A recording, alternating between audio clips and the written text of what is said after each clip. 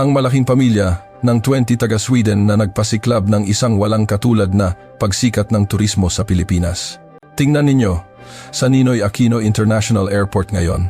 Mommy, lahat ng mga taong iyon ay galing sa Sweden, isang pamilya na may 20 miyembro na sabay-sabay dumating. Oo, tama ang narinig ninyo. Isang malaking pamilya mula sa Sweden na may bilang na 20 ang sabay-sabay na sumakay sa eroplano patungong Pilipinas. Mula sa lola hanggang sa mga teenager na apo, 3 henerasyon ang magkakasamang bumiyahe. Ang kanilang paglalakbay na hindi inaasahan ay yumanig sa buong Europa. At ang mas nakakagulat ay ang mga sumunod na pangyayari. Pagkatapos nilang bumalik sa Sweden, nagsimulang pumila ang mahahabang linya ng mga Swedes sa isang Asian supermarket sa Stockholm. Libu-libong Europeo ang dumarating araw-araw sa immigration ng NAIA. Ano ba talaga ang nangyari sa pamilyang ito na may 20 miyembro? Paano binago ng kanilang 2 linggong paglalakbay sa Pilipinas ang buong pamilya at nagpasiklab ng Philippine Fever sa Europa? Ang hindi kapani-paniwalang kuwentong ito ay magsisimula na ngayon. Bago tayo magsimula, kung maaari ninyong i-like at i-subscribe, malaki ang maitutulong nito sa pagpapakilala ng mas maraming kuwento tungkol sa Pilipinas. Ako si Clara, isang babaeng may simpleng buhay bilang isang office worker sa Stockholm, Sweden. Isang gabi, pagkatapos ng trabaho, habang nakaupo ako sa sofa at nag-i-scroll sa aking telepono, isang short video ang biglang lumitaw sa aking screen. Ito ay isang video ng gabi sa Bonifacio Global City, BGC, sa Maynila. Sa video, isang babae ang mag-isang nagjo-jogging bandang 12:00 ng hating gabi. Nakasuot siya ng headphones at mukhang napaka-komportable at natural habang tumatakbo. Sa simula, hindi ako makapaniwala. Ito ay isang eksenang mahirap isipin sa Europa. Sa Stockholm, paglampas ng 11:00 ng gabi, hindi inirerekomenda para sa isang babae na mag-isang lumabas. Laging pinapaalalahanan ako ng aking mga magulang na mag-ingat. Sanay na rin akong sumakay ng taxi kapag gabi na. Ngunit sa video, maliwanag ang mga ilaw sa kalsada at bawat convenience store ay bukas at maliwanag.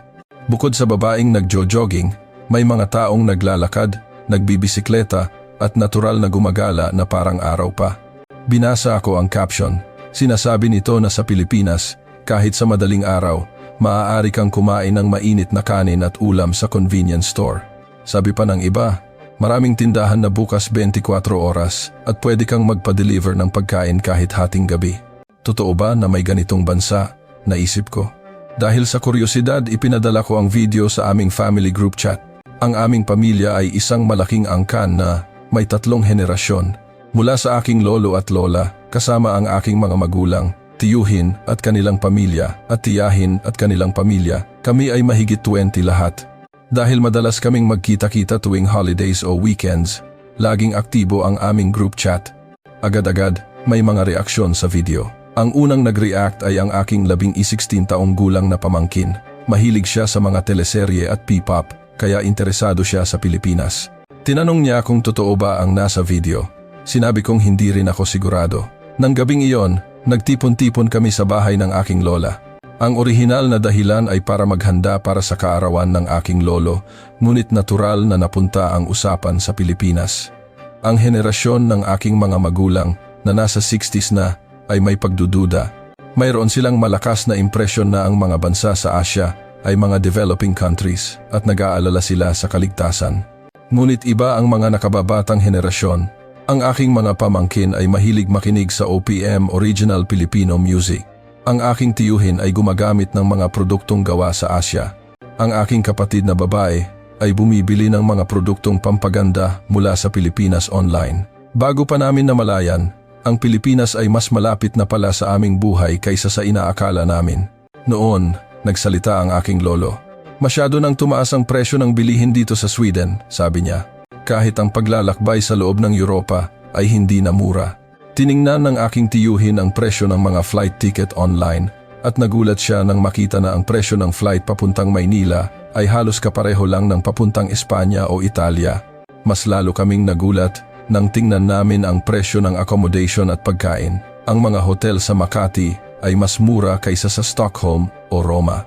Ang pagkain sa mga restaurant ay napakaabot kaya at ang pamasahe sa pampublikong transportasyon ay kalahati lang ng presyo sa Europa. Mula sa ekonomikong pananaw, ang pagpunta sa Pilipinas ay hindi magiging isang malaking pasanin. Nagbigay ng suhestiyo ng aking lola. Bakit hindi natin lahat subukang pumunta doon? Mahigit 20 taon na mula nang huli kaming naglakbay ng magkakasama bilang isang buong pamilya. Mula noong bata pa ang mga pamangkin ko, naging abala na ang lahat at wala ng pagkakataon. Hindi madaling magplano para sa 20 tao ng sabay-sabay. Ang pag-coordinate ng mga schedule ay isang hamon, ngunit lahat ay positibo. Inayos ng bawat isa ang kanilang mga bakasyon, humingi ng pahintulot mula sa paaralan at pinag-isa ang aming mga schedule. Sa loob ng 2 buwan, habang mas marami kaming natututunan tungkol sa Pilipinas, mas marami kaming nakikitang nakakamanghang bagay. Mataas ang English proficiency rate, napakabilis ng internet, at napakaganda ng mga dalampasigan.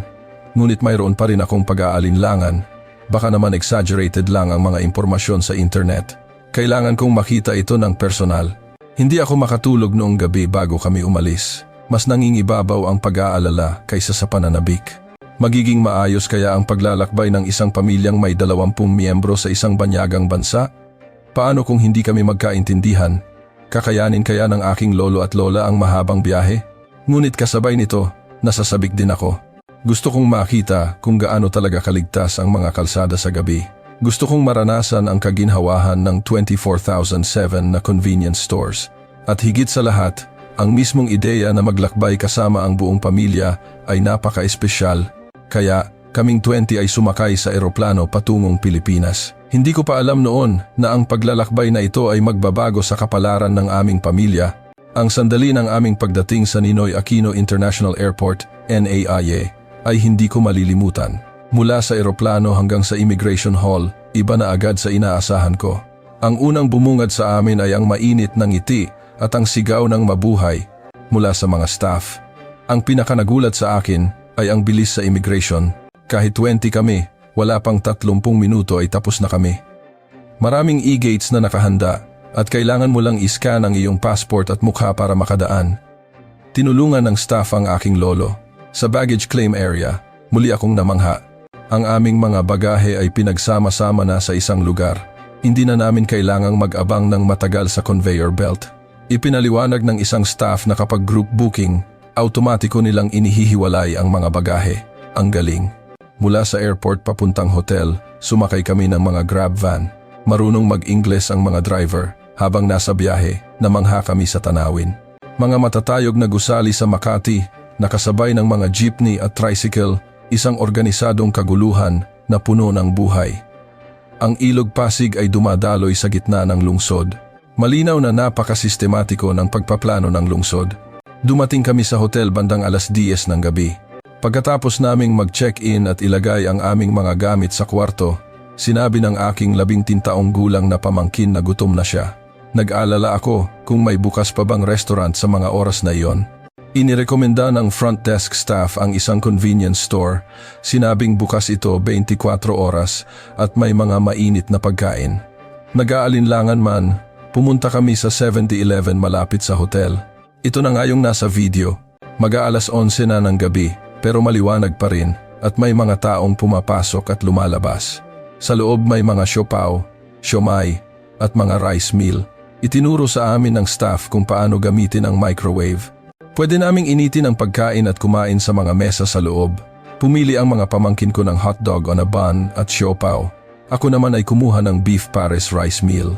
Napakamura pa. Ang isang meal ay nasa 100,150 pesos lang na wala pang 5 euros. At nang matikman namin, lalo kaming nagulat. Kahit pagkain lang sa convenience store, napakasarap. Parang bagong luto, mainit at sariwa ang mga sahog.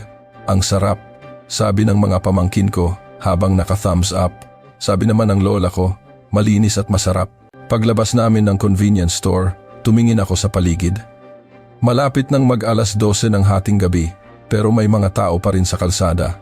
May mga nagjo-jogging, naglalakad na mag-asawa. Lahat ay mukhang natural. Maliwanag ang mga ilaw sa kalye at maraming CCTV camera para sa seguridad. Sinabi ng mga pamangkin ko na gusto pa nilang maglakad-lakad. Bagamat may pag-aalala sa mukha ng aking mga magulang, naaalala ko ang sinabi ng staff sa hotel na napakaligtas ng lugar na ito. Nagpasya kaming maglakad-lakad sa paligid ng hotel sa loob ng 30 minuto. Ito ay isang kamangha-manghang karanasan. Hindi kami nakaramdam ng takot, sa halip ay kalayaan. Ito ay isang bagay na hindi namin mararanasan sa Stockholm. May mga taong nakaupo sa mga bangko sa parke at mga kabataang nag-uusap habang umiinom sa labas ng convenience store. Pagbalik namin sa hotel, iisa lang ang nasa isip naming lahat. Ang Pilipinas ay tunay na ibang bansa. Mula sa unang araw pa lang, nalampasan na nito ang aming mga inaasahan. Kinabukasan, nagpasya kaming sumakay ng MRT para mamasyal sa lungsod. Dahil 20 kami, mas praktikal ito kaysa sumakay ng maraming taxi. Naglakad kami papunta sa pinakamalapit na istasyon. Pagpasok namin, nagulat kami sa kalinisan. Higit sa lahat, walang amoy. Simpleng bilhin ang beep card sa mga vending machine.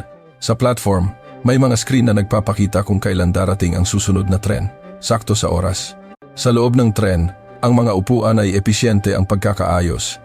May mga priority seats at karamihan sa mga pasahero ay iniiwang bakante ito. Nang uupo na sana ang lola ko, isang binata ang agad na tumayo at nag-alok ng kanyang upuan. Mabilis din ang internet sa loob ng tren na ikinamangha ng mga pamangkin ko.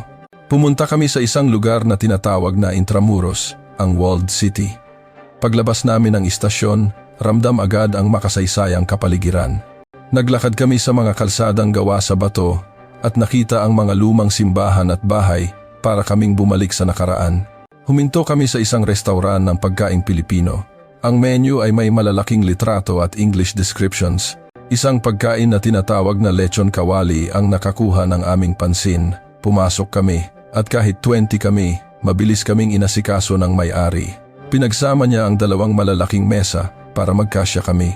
Ang pag-order ay sa pamamagitan ng tablet na may mga larawan kaya madali. Nang dumating ang pagkain, lahat kami ay namangha. Ang kulay at presentasyon ay napakaganda at ang lasa napakasarap. Isang sabaw na tinatawag na sinigang ang napaka-memorable. Habang kumakain, lumapit ang may-ari at binigyan kami ng libreng halo-halo bilang pasasalamat sa pagbisita namin.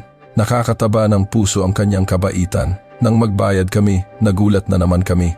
Busog na busog kaming 20 pero ang kabuuang bayarin ay mas mababa kaysa sa inaasahan namin. Halos 300 pesos lang bawat tao, wala pang 10 euros.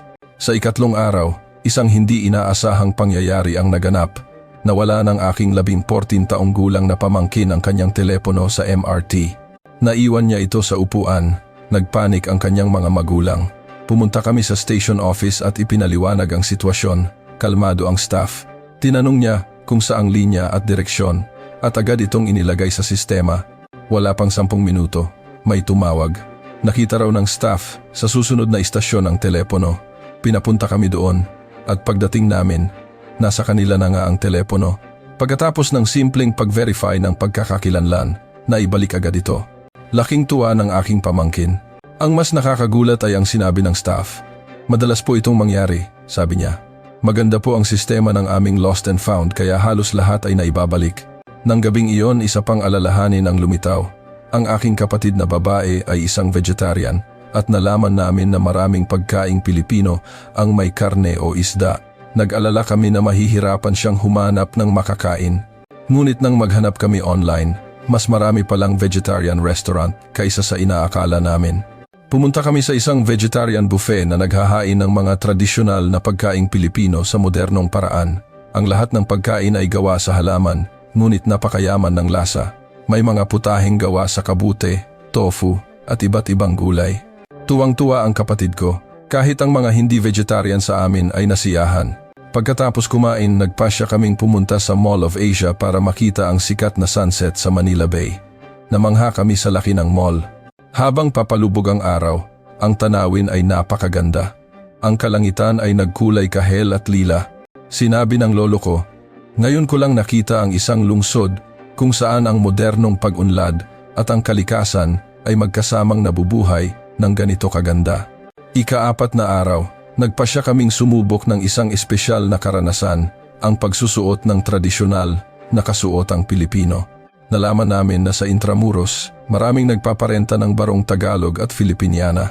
Pagdating namin doon, tila huminto ang oras. Pumili kami ng mga kasuotan. Inirekomenda ng staff ang isang eleganteng kulay para sa lola ko at isang formal na barong para sa lolo ko. Nang maisuot na naming lahat ang mga damit at humarap sa salamin, namangha kami. Ibang-iba ang aming itsura. Ang ganda ng disenyo ng Filipiniana at ang kisig ng barong ay nagpabago sa aming lahat. Naglakad kami sa mga kalye ng Intramuros na suot ang mga ito at kumuha ng family picture sa harap ng San Agustin Church. Maraming ibang turista ang humanga at nakiusap na magpakuha ng litrato kasama kami. Isang pamilyang Pilipino ang pumuri sa amin. Ang saya ninyong tingnan.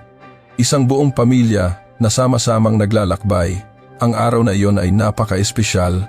Naintindihan ko na ang Pilipinas ay hindi lang moderno, kundi mayaman din sa kasaysayan at tradisyon. Sa ika-6 na araw, isang emergency ang nangyari. Sumakit ang dibdib ng lolo ko. Dahil may history siya ng alta presyon, nag-alala kami. Agad akong tumawag sa 911. Isang English-speaking operator ang sumagot. Wala pang 5 minuto, dumating ang ambulansya sa hotel. 2 profesional na paramedic ang umakyat. Kinuha nila ang blood pressure at pulso ni lolo at sinabing kailangan siyang dalhin sa ospital. Sumama ako kasama sina lolo at lola. Sa ospital, isang pribadong ospital sa Makati, handa na ang mga staff. Agad siyang isinailalim sa mga pagsusuri. Mabilis at maayos ang lahat. Sa kabutihang palad, walang seryosong problema. Ito ay dahil lang sa pagod sa biyahe at jet lag. Nag-alala ako sa bayarin. Ngunit nang makuha ko ang bill, mas mura ito kaysa sa inaasahan ko. Ang paggamit ng ambulansya, emergency room, at mga test ay nagkakahalaga lang ng humigit kumulang 20,000 pesos, mga 350 euros lang. Ipinaliwanag ng staff na dahil sa travel insurance, karamihan dito ay masasagot. Doon ko napatunayan na ang sistemang medikal ng Pilipinas ay talagang world class. Nang sumunod na araw, nagsimulang magbago ang aking social media. Ang mga litrato at video na pinost ko ay dinagsa ng mga komento. Ganyan ba talaga kalinis sa Pilipinas? Ligtas ba talaga? Tanong ng mga kaibigan ko sa Sweden. Nang ipost ko ang larawan ng pagkain sa convenience store, doon na sumabog ang reaksyon. Marami ang hindi makapaniwala na makakakain ka ng ganoong klaseng pagkain kahit hating gabi na.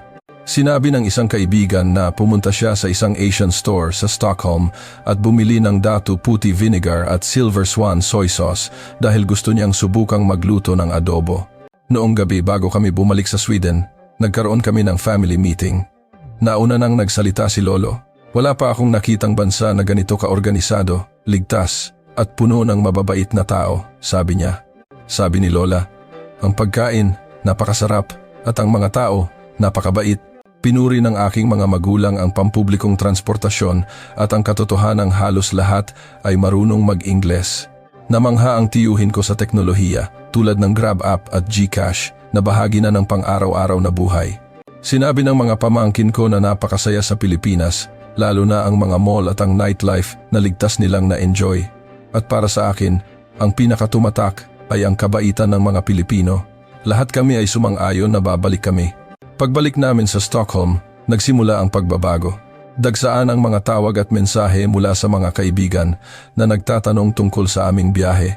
Sa opisina, sa oras ng tanghalian, ang kwento ko lang tungkol sa Pilipinas ang gusto nilang pakinggan. Marami sa kanila ang nagsabing nag-book na sila ng flight. Ang Asian store malapit sa amin ay napuno ng mga Swedes. 3 buwan ang lumipas, nagplano kami para sa aming susunod na pagbisita sa Pilipinas. Nag-umpisa na rin akong mag-aral ng Tagalog online. Nais kong umorder ng pagkain gamit ang kanilang wika sa susunod. Kalahating taon pagkatapos, bumalik nga kami. 10 miyembro ng pamilya. Sa pagkakataong ito, mas kampante na kami. Mas marami kaming lugar na pinuntahan, kabilang ang mga magagandang beach sa Palawan. Ngayon, ang Pilipinas ay isang espesyal na bansa para sa amin. Hindi lang ito isang destinasyon ng turista, kundi isang lugar kung saan konektado ang aming mga puso. Ang isang short video na iyon ay nagbago sa kapalaran ng aming pamilya. Itinuro nito sa amin ang kahalagahan ng pagiging bukas sa mga bagong karanasan. Ipinakita sa amin ng Pilipinas kung paano maaaring magsama-sama ang isang ligtas na lipunan, isang mahusay na sistema, at mababait na tao. At sa hinaharap, patuloy akong babalik sa Pilipinas at isasama ko pa ang mas maraming kaibigan dahil gusto kong malaman ng mas maraming tao ang tunay na ganda ng Pilipinas.